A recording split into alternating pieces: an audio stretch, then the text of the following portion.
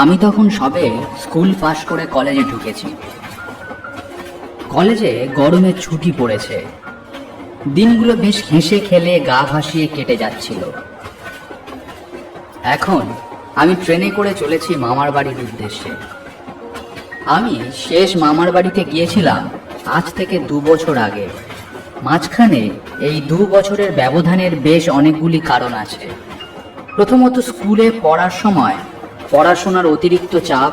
দ্বিতীয়ত, এই 2 বছরে মার শরীর একদম ভালো যাচ্ছে না। আরেকটি সবথেকে বড় কারণ, জায়গাটা কলকাতা থেকে অনেকটাই দূরে। কলকাতা থেকে ট্রেন ধরে ডুমুরপুর স্টেশনে নামতে হবে। সেখান থেকে পায়ে হেঁটে মাইল 5। মা এই 2 বছরের মধ্যে মামার বাড়িতে বহুবার চিঠি পাঠিয়েছে, কিন্তু সেই চিঠির প্রত্যুত্তরে কোনো চিঠি আমরা পাইনি। প্রথমটা ভেবেছিলাম হয়তো আমাদের বহুদিন না যাওয়ার ফলে তাদের মনে রাগ জমেছে, কিন্তু বহুবার নানান রকমভাবে ক্ষমা চেয়ে চিঠি লেখার পরও যখন প্রত্যুত্তরে কোনো চিঠি পাওয়া গেল না, তখন আমি গিয়ে একবার দেখে আসব কি হয়েছে, তাই ঠিক করলাম। আর এখন আমার কলেজের ছুটি চলছে, তাই কোনো অসুবিধা হবে না। মামার বাড়িতে আছে বলতে দাদু আর একটি মামা। আমার বড় ভালোবাসতেন অতুল মামা।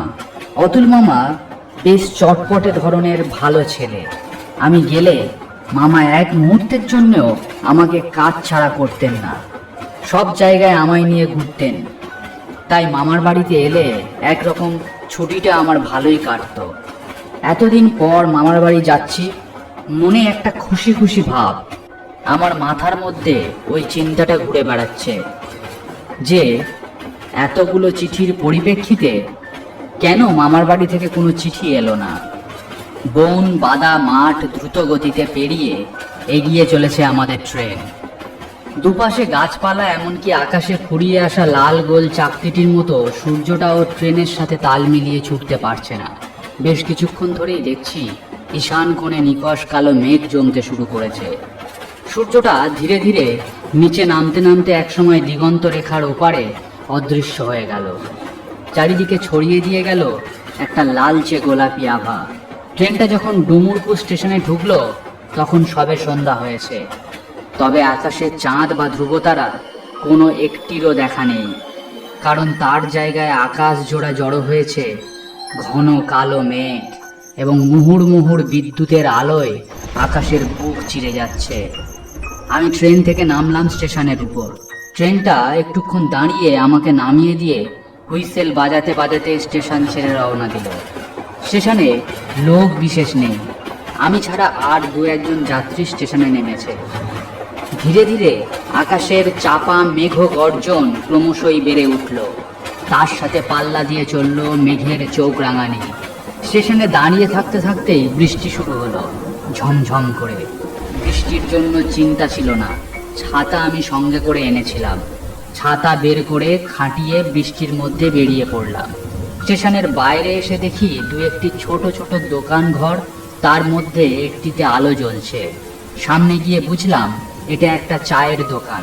চা খাওয়ার জন্য ঢুকলাম দোকানে। এতক্ষণে আকাশের গর্জন কিছুটা শান্ত হয়েছে, তবে বৃষ্টি হয়ে চলেছে এক নাগাড়ে। দোকানদারটি আমার দিকে তাকিয়ে বললেন, বাবুকে এখানে আগে কখনো দেখিনি, নতুন লোক বুঝি? আগে হ্যাঁ, আমি কলকাতা থেকে আসছি। তা এখানে কাজে না ঘুরতে? হ্যাঁ, একরকম ঘুরতে। আমার মামার বাড়ি এখানে। ও আচ্ছা আচ্ছা, তা চা খাবেন বাবু? হ্যাঁ, এই বৃষ্টির মধ্যে হলে মন্দ হয় না। এই এক্ষুনি ব্যবস্থা করে দিচ্ছি। আমার চায়ে তল্লাটের নাম করা, খান, এক্ষুনি শরীর মন তাজা হয়ে যাবে। এই বলে সে আপন মনে চা তৈরি করতে লাগলো। মিনিট খানিকের মধ্যে 1 গ্লাস চা আমার হাতে তুলে দিল। চা হাতে নিয়ে চুমুক দিতেই বুঝলাম, না, সত্যি লোকটা ভালো চা বানায়, খুব সুন্দর বানিয়েছে। তৃপ্তি করে 1 কাপ চা খেয়ে ভাঁড়টা ফেলে দিলাম। টাকা মেটাতে যাব এমন সময় লোকটা বলল, তা বাবুর মামার বাড়ি কত দূর? এই এখান থেকে মাইল 5। তার সঙ্গে টর্চ আছে? এই বৃষ্টি বাদলের অন্ধকারে 5 মাইল পথ হাঁটতে হবে। হ্যাঁ আছে, এনেছি সঙ্গে করে। তা মামার বাড়ির গায়ের নাম জানা আছে বাবু? থাকবে না কেন, মধুপুর। এই কথা শুনে লোকটা হঠাৎ ভয়ে কেমন সাদা হয়ে গেল এবং ভয়ে ভয়ে বললে, এই কোথায় কোথায় বললেন আপনার মামার বাড়ি? মধুপুর, এই যে এই রাস্তা দিয়ে চলে গেছে সোজা। আপনি যান যান যান, চলে যান এখান থেকে। চায়ের দামটা দিয়ে দিই, তারপর চলে যাব। কোনো চায়ের দাম দিতে হবে না, আপনি আপনি চলে যান। দোকান বন্ধ করব, অনেক রাত হয়েছে। আপনি যান তো, চলে যান। আরে কি মুশকিল, দামটা তো দেবো। বলছি তো দাম লাগবে না, আপনি যান। অগত্যা ছাতা খাটিয়ে সেখান থেকে রওনা দিলাম। যেতে যেতে লক্ষ্য করলাম দোকানদারটা কেমন অদ্ভুত ভাবে আমার দিকে তাকিয়ে আছে। রাস্তায় হাঁটতে হাঁটতে ভাবতে থাকলাম, হঠাৎ কি হলো? বেশ ভালোই তো গল্প করছিল, কথাবার্তাও বেশ ভালো বলছিল, হঠাৎ মধুপুরের নাম শুনে এমন ঘাবড়ে গেল কেন? তবে বোধহয় লোকটার মাথায় কোনো গন্ডগোল আছে, না তো ভদ্রলোকের মতন কথা বলতে বলতে এমন অভদ্র আচরণ কেউ করে? কি জানি বাবু। বৃষ্টির ধারা কখনো কমছে, আবার কখনো বা বাড়ছে। মেঠো পথের উপর দিয়ে আমি হেঁটে চলেছি, মাথায় ছাতা ধরে। হাতে একটি জ্বলন্ত উজ্জ্বল টর্চ সামনের পথ প্রদর্শকের কাজ করছে। যেতে যেতে মাঝে মধ্যে টর্চ ঘুরিয়ে ফেলছিলাম ঝোপে ঝাড়ের উপর। খালি মনে হচ্ছিল ঝোপঝাড়, বড় বড় গাছপালার পিছনে এই বৃষ্টি বাদলের মধ্যেও যেন কিছু ছায়ামূর্তি ঘুরে বেড়াচ্ছে। এমনিতে আমি খুব একটা ভীতু প্রকৃতির লোক নই, তাও আমার গা ছমছম করতে লাগলো। তার জন্য দায়ী খানিকটা এই পরিবেশ। যেমন বৃষ্টি লেগেছে, রাস্তায় কোনো আলো নেই, কোথাও কোনো বাড়ি দেখা যাচ্ছে না। এই হলদে টর্চটুকুর আলোই যা আমার ভরসা। অনেকক্ষণ বৃষ্টির দাপাদাপির পর এবার বৃষ্টি কিছুটা ধরে এসেছে। এমন সময় বুঝতে পারলাম আমি মধুপুরে পৌঁছে গেছি। দু একটি কুঁড়ে ঘর এবং গাছের তলায় বেদি দেখে বুঝলাম এখানেই গ্রামের বুড়োরা বসে আড্ডা মারে। আমি সামনের দিকে এগিয়ে চললাম। আরো কিছুটা গিয়ে ঢুকে পড়লাম মামার বাড়ির উঠানে। আমার মামার বাড়ি সেকেলে ধরনের মাটির বাড়ি, মাথায় খড়ের চাল। দেখে মনে হয়, কিন্তু চারিদিক দেখে মনে হয় এখানে 1-2 বছরের মধ্যে কোনো পরিষ্কার পরিচ্ছন্ন করা হয়নি। ঝোপঝাড় গজিয়ে উঠেছে এদিক ওদিক, পাতায় পাতায় ঘরের দাওয়া একেবারে ময়লা হয়ে আছে। চারিদিকে তাকিয়ে দেখলাম কেউ কোথাও নেই। গ্রামের মধ্যে দিয়ে আসার সময় কোনো লোকের গলার আওয়াজ বা কোনো লোকের দেখা আমি পাইনি। এর একটা কারণ, প্রচণ্ড বৃষ্টির জন্য হয়তো বাইরে ঘাটে কেউ নেই। গ্রামে গঞ্জে এমনটাই হয়। যাই হোক, ছাতা বন্ধ করে বারান্দার উপর গিয়ে উঠলাম। ঘরের মধ্যে বা উঠানে কোনো আলো নেই। তবে কি বাড়িতে কেউ নেই? টর্চ লাইটের আলো চারিদিক ঘোরাতে ঘোরাতে ডাক দিলাম, মামা, ও মামা, দাদু, দাদু, বাড়িতে কেউ নেই? ও মামা, ও অতুল মামা, বাড়ি আছো?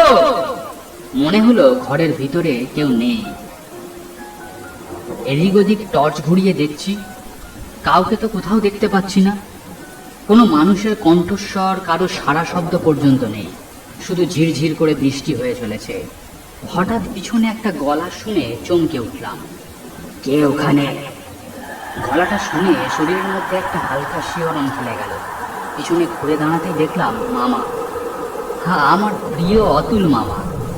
তার গলাটা একটু কেমন ধরা ধরা শোনালো, কিন্তু এতক্ষণ তো এখানে কেউ ছিল না। কেউ এলে তো আমি তার পায়ের শব্দ শুনতে পেতাম।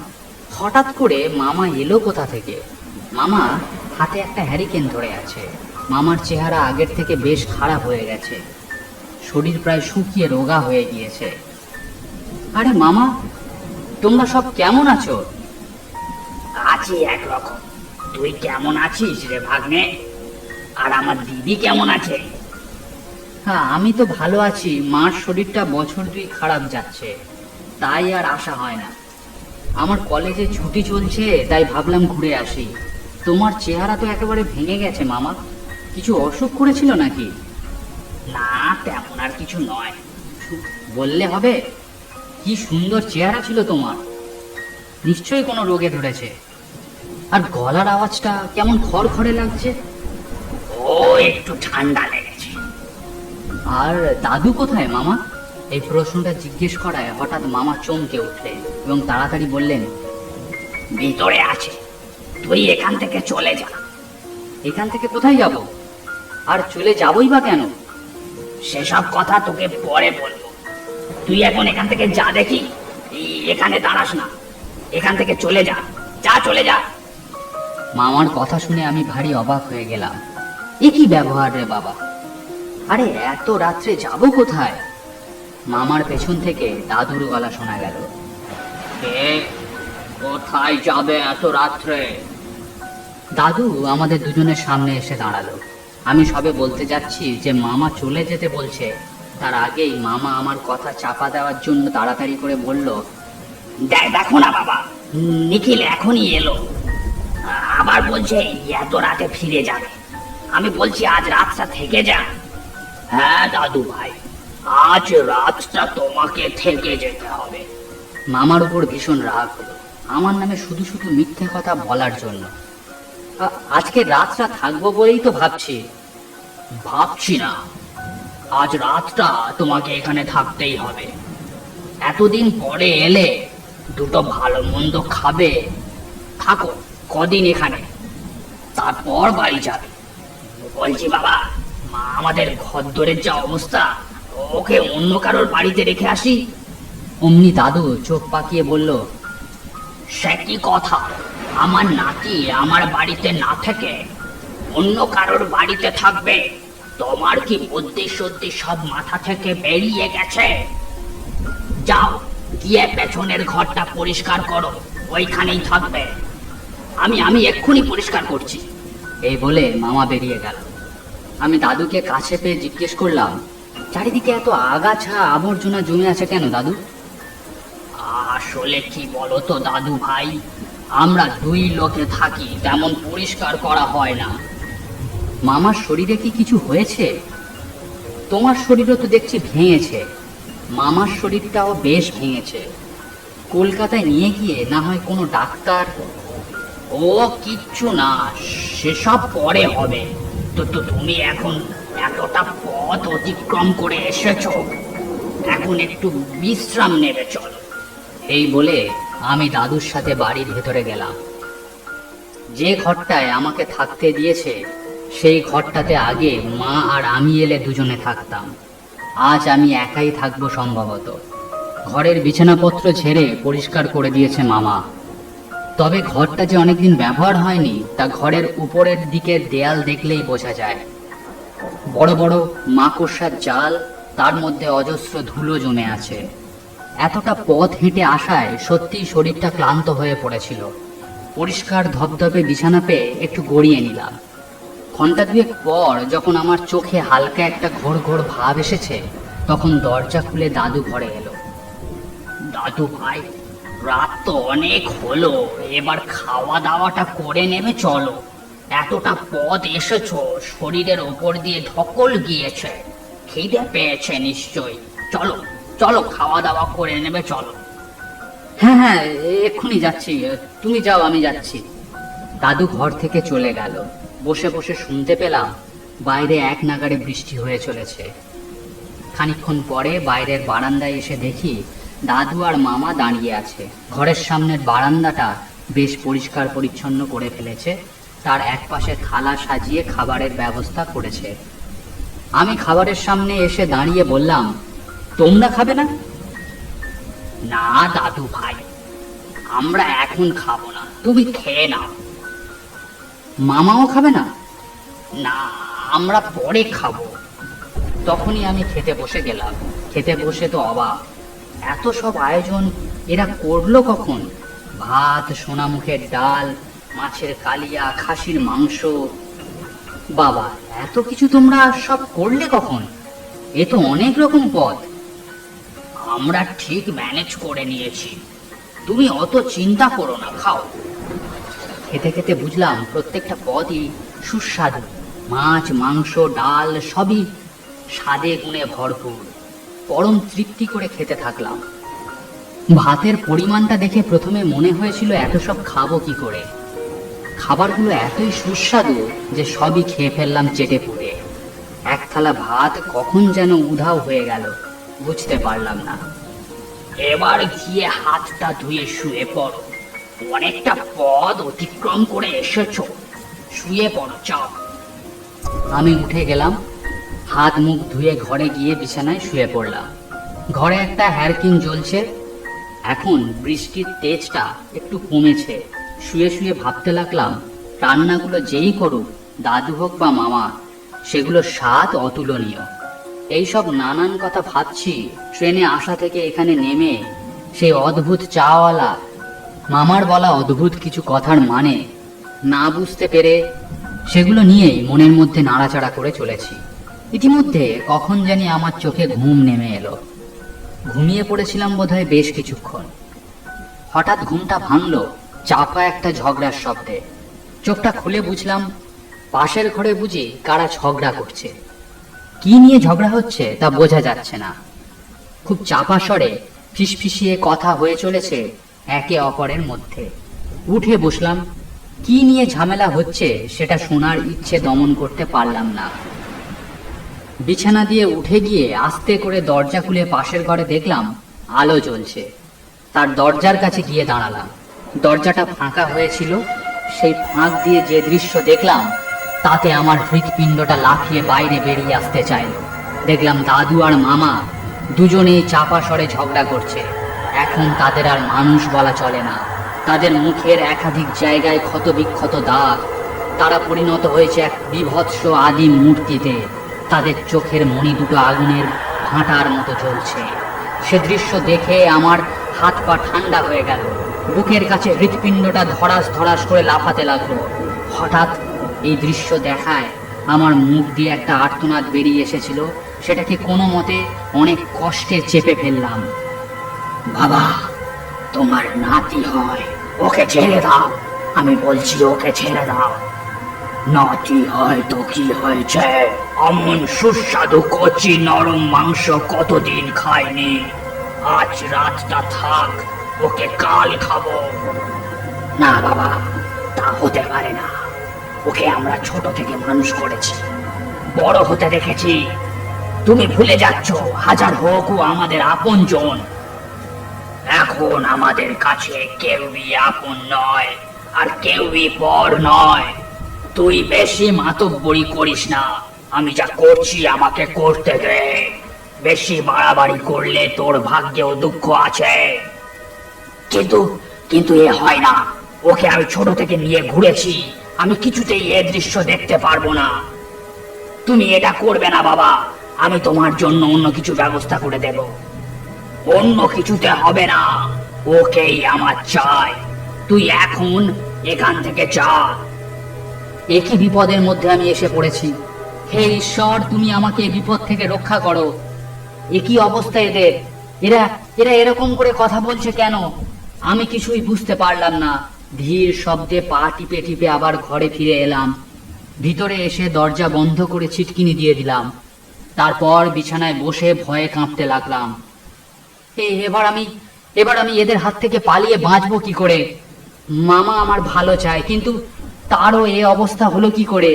দাদু তো আমাকে মেরে খেতে চায়। হঠাৎ দেখলাম ঘরের মধ্যে একটা মূর্তি ধীরে ধীরে আবছা হয়ে ফুটে উঠতে লাগলো। এই দৃশ্য দেখে ভয়ে আমি কাঁটা হয়ে গেলাম। এসব কি দেখছি আমি? নিজের চোখকে যেন বিশ্বাস করতে পারছিলাম না। মামা ঘরের মধ্যে এসে দাঁড়িয়েছে। তখন তার রূপ শান্ত। তুই জেগে আছিস? ভালোই হয়েছে। তোকে একটা কথা বলতে এলাম। এই কথাটা তোকে শুনতেই হবে। তুই এক্ষুনি এই বাড়ি ছেড়ে চলে যা। এখন না গেলে আর কোনোদিন সে সুযোগ কি পাবি না। মামা তোমাদের এই অবস্থা হলো কি করে? আমি সব দেখেছি, সব শুনেছি। দাদু আমাকে মেরে ফেলতে চায়। আমাকে সব খুলে বলো। বেশি সময় নেই আমাদের হাতে। যতটা সম্ভব তোকে বলছি। এ গায়ে আমাদের জীবন বেশ ভালোই কাটছিল। আজ থেকে বছর দুয়েক আগে হঠাৎ গায়ে কলেরা শুরু হয় এবং সেই কলেরা রোগে পুরো গ্রাম উজাড় হয়ে যায়। আমরাও কলেরায় ভুগে মারা যাই। তখন থেকে আমি আর তোর দাদু প্রেত হয়ে এ বাড়িতে ঘুরে বেড়াই। এ গ্রামের সব লোকই মরে ভূত হয়ে ঘুরে বেড়ায় রাত হলে। তুই যদি দিনের বেলায় আসতিস তাহলে আমাদেরকে দেখতে পেতিস না। সন্ধ্যের পর থেকে আমাদের মতো অপদেবতাদের আনাগোনা শুরু হয় এই গ্রামে। এখন তুই আর দেরি করিস না, তুই পালা। আর বেশি দেরি হলে আমি তোকে বাঁচাতে পারবো না। এখনই চলে যা। আমি তখনই বিছানা থেকে উঠে দাঁড়ালাম, বললাম, "হ্যাঁ, কোন দিক দিয়ে পালাবো?" বাবা বাড়ির পিছন দিকে গিয়েছে, তুই সামন দিক দিয়ে যা। রাস্তায় কারোর সাথে কথা বলবি না, কারোর কোনো কথায় সাড়া দিবি না। আমি তোর সঙ্গে আছি, তোর কিচ্ছু হবে না। আমি পা টিপে টিপে সব ঘর পেরিয়ে বাড়ির বাইরে বারান্দায় এসে দাঁড়ালাম। বারান্দা থেকে উঠানে নেমে চলে আসতে যাব, হঠাৎ একটা খচমচ শব্দ শুনে ঘরের খড়ে ঢাকা চালের দিকে নজর পড়ল। একটা দৃশ্য দেখে আমার শরীর কাঁটা দিয়ে উঠল। দেখলাম ঘরের চালের উপর দাদু বিকৃত দেহে বসে পা দোলাচ্ছে। তার হাতে একটা ছাগলের কাটা মুন্ডু। সে মুন্ডু থেকে দাদু এক নিঃশ্বাসে রক্ত পান করছে। আমি দাঁড়িয়ে সব লক্ষ্য করছি। হঠাৎ একটা কথা আমার কানে বেজে উঠল।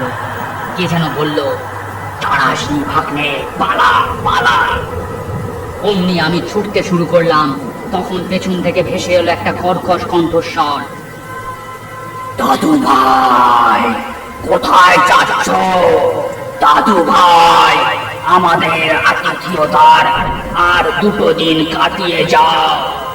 আমাদের আতিথিয়তায় আর 2 দিন কাটিয়ে যাও। চলে যেও না দাদু ভাই, চলে যেও না। সমস্ত কথাকে উপেক্ষা করে মনের সমস্ত শক্তিকে সঞ্চয় করে দৌড়াতে থাকলাম। পথ যেন আর শেষ হয় না। গাছপালা, ধান ক্ষেত সমস্ত কিছুকে পেছনে ফেলে দৌড়াচ্ছি। অনেকক্ষণ দৌড়ানোর পর যখন আমার প্রাণ প্রায় বেরিয়ে আসছে, তখন সামনের দিকে টিমটিম করে আলো দেখতে পেলাম। সম্ভবত সেই দোকান ঘরটা যেখানে আমি চা খেতে এসেছিলাম, তার কাছাকাছি এসে আমি একটা আর্তনাদ করে মাটিতে পড়ে গেলাম।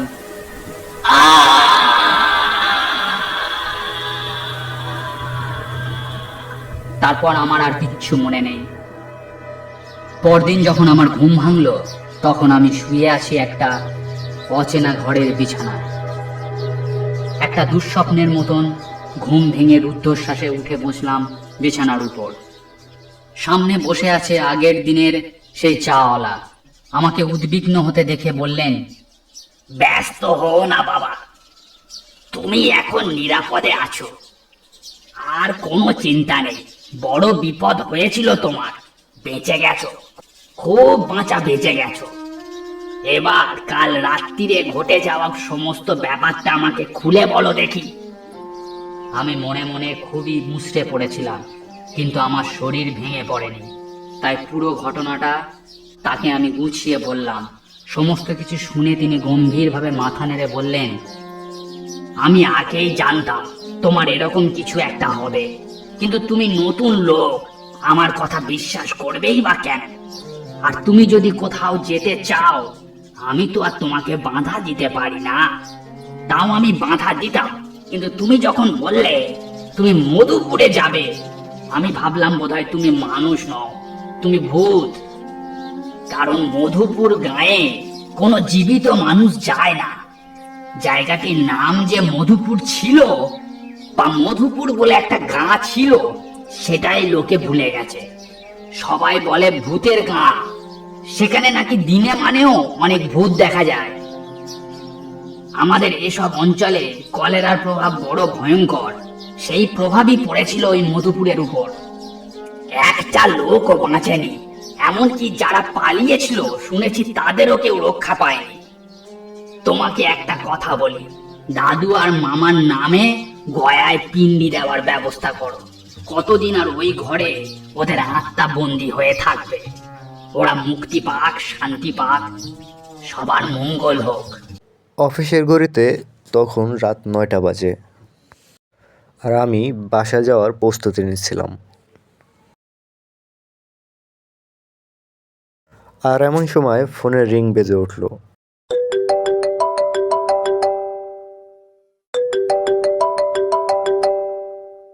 এই রে, সেরেছে, বস ফোন দিয়েছে, না জানি কি বলে।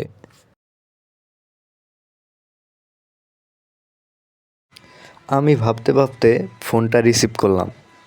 ফোনের ওপাশ থেকে বসের কণ্ঠ শুনতে পেলাম। বস বলল, রাহুল, একটা জরুরি অর্ডার এসেছে আর এটা ডেলিভারি দিয়ে আসতে হবে। বস, আজকে তো তাহলে অনেক দেরি হয়ে যাবে। অলরেডি প্রায় 9টার উপরে বাজে। তাছাড়া আকাশের অবস্থাও ভালো না, মনে হয় ঝড় আসবে। কিন্তু রাহুল, এই ডেলিভারিটা আজকে যেভাবেই হোক দিতে হবে। আমি তাকে কথা দিয়েছি। আচ্ছা বস, দেখছি ব্যাপারটা কি করা যায়। এই বলে আমি ফোনটা কেটে দিয়ে অর্ডারটি নিয়ে ডেলিভারির উদ্দেশ্যে বের হয়ে পড়লাম। বাইরের আকাশে মেঘ জমে আছে। এরই মাঝে হালকা ঝিরে ঝিরে বৃষ্টিও হচ্ছে। যেখানে ডেলিভারি দিতে যাচ্ছি সেখানে যেতে অফিস থেকে প্রায় 40 থেকে 45 মিনিট সময় লাগতে পারে। রাস্তাঘাট একদম শুনশান, কোনো মানুষজন নেই, গাড়িও নেই তেমন একটা। অবশ্য সামনে একটি বাজার পড়বে, তারপরও 10 মিনিট লাগবে সেখানে পৌঁছাতে। কি আর করার, চাকরি করতে হলে এতটুকু কষ্ট মাঝে মধ্যে করাই লাগে, করতে হয় আর কি। আর বাসায় গিয়ে কী করব, ব্যাচেলর মানুষ, আবার কাল সকালে তো আসতেই হবে। এটা ভাবতে ভাবতে গ্রাহকের বাড়ি